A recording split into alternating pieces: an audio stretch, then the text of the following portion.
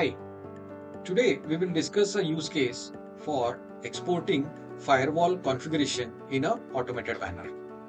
For this, you will need to have Python installed in your machine.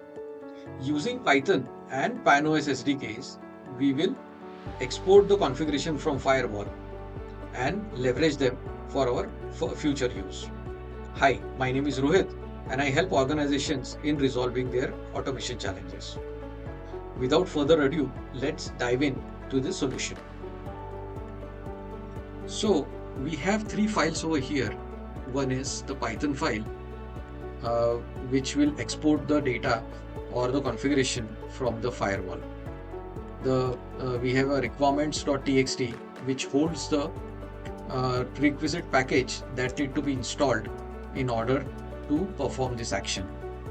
And the third one is the batch file, using which we will trigger this Python execution.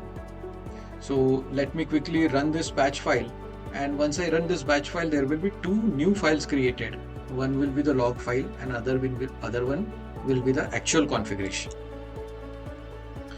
So here we see the execution has started, and we have two files generated. One is the log file. The log file will have the details on what configuration file was exported, the name of the configuration file, and when it was exported. And the second file is the actual configuration which is exported from the firewall. Now, can we load this configuration into firewall? Yes, we can. So if we go to a firewall, I have logged into a firewall. I can import this configuration into the firewall.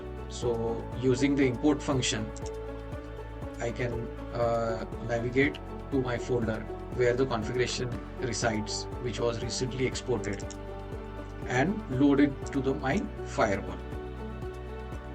So this automates the manual process of exporting the configuration from firewall. Now, if you want, you can even further schedule this using the Windows task scheduler.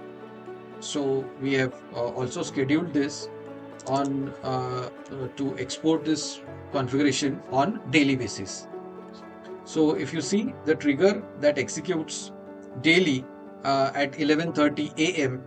and will export this configuration. So I can even run this manually from here and see the configuration execution is triggered and the new file is generated. So if we see, just now we have created new file.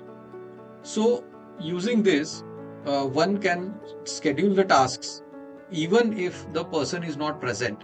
The configuration can export on its own and the backups can be stored.